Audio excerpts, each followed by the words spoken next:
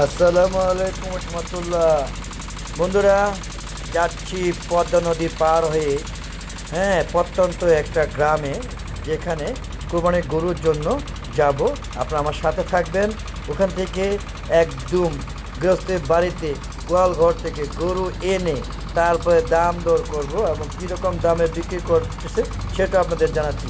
সাথে থাকুন এবং সবাই আমার ইউটিউব চ্যানেলের ভিডিওগুলো দেখবেন, লাইক করবেন, কমেন্ট করবেন এবং গরু কিনছি কীরকম দাম হচ্ছে বা কত হচ্ছে, দাম বেশি হচ্ছে না কম হচ্ছে, সেগুলো অবশ্যই আপনারা কমেন্ট করবেন। চলুন, এখন আমরা ঢুকে গেছি অলরেডি আমার বাড়িতে। একটা গরু দেখতে আসলাম, দেখেন এর গৃহস্থের বাড়ির গরু, একদম অরিজিনাল দেশি। এই যে এই আঙ্কেলের গরুটা, এটা কয় কয় ছোট বাচ্চা থেকে বড় করতেছেন? বাচ্চা থেকে বড় করেছে, দেখেন ছোটো মোটো, একজনের জন্য মানে এটা পারফেক্ট। তো এখন এটা আমরা দাম দর যাচাই করব, কত দাম চায় এবং আমরা কত দিতে পারবো, এটা মোটামুটি দামাদামি করার চেষ্টা করব। যদি হয়ে যায় তাহলে অ্যাডভান্স করে যাব। তো এই হলো গরুর সাইজ, এটা তো একদম অরিজিনাল দেশি, তাই না? কোনো ক্রস মরস কিচ্ছু নাই, সাইজের ছোটো মোটো আর কি। পেটটা একটু বড়, পেটটা একটু বড়। গোসল করে নাই দেখে মানে একটু ময়লা ময়লা ভাব, তাই না?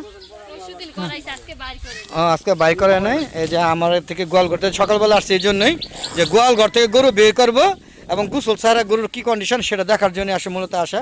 দেখেন এরা শুধু ঘাস, লতা পাতা এবং খেয়ার ভুসি খাওয়া লালন পালন করেন। তো এটা দাম কত চাইতেছেন বলেন? এই ন্যায্য দাম চাইবেন, যে দাম আমি নিতে পারবো। আর যদি কন যে না বেচতাম না, এটা আলাদা কথা। কি বলেন? এটা কি 1,15,000 টাকা গরু? এটা কি 100 কেজি হবে? কেটা মূলাইতেছে? গায়ে কত কইছে? কোন কি আবুল দালাল না কসাই? ওরা দালালি করে না? তো আপনি যেতেছেন কত? 1,15,000। এটা 1,15,000 বিক্রি তো করতে পারবেন না, 1,00,000 নিচেই যাবে। এখন দামাদামি কত হলে দিব? মানে আপনি কইতেছেন এটা কত হয়ে গেছে, আমি তো চাইছিলাম এটা সর্বোচ্চ 80 কব। 80, বেশি বলবো না। এটা কতটুকু হবে? 3 মণ হবে না তো? এটা কি 100 কেজি হবে? না না, হ্যাঁ কথা যুক্তি আছে। হ্যাঁ, দামাদামি করবো না, হ্যাঁ দামে পছন্দ হলে নিব না, না তাই তো?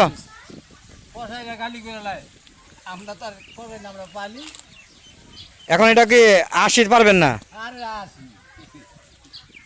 কত দিব বলেন? 1,10,000 নিচে নামবেন না?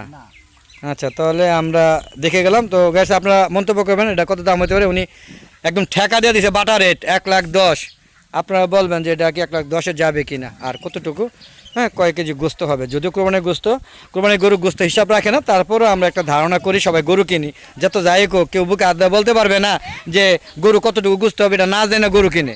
সবাই এটা ধারণা করে কিনে, সুতরাং এটা আপনারা মাইন্ডে নেবেন না। তবে গরু, গৃহস্থ গরুগুলো একদম দেখেন বেরিয়ে খাওয়া শুরু করছে, এদের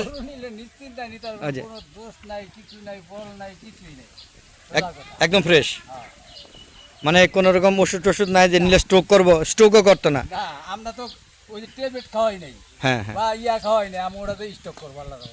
তো বন্ধুরা, এই ছিল আজকের মতো গরুগুলো দেখা। এখন আমি চলে যাব, আবার 2 দিন পরে আবার আসবো চূড়ান্তভাবে, যখন এখন বেশ কিছুটা দিন সময় আছে হাতে।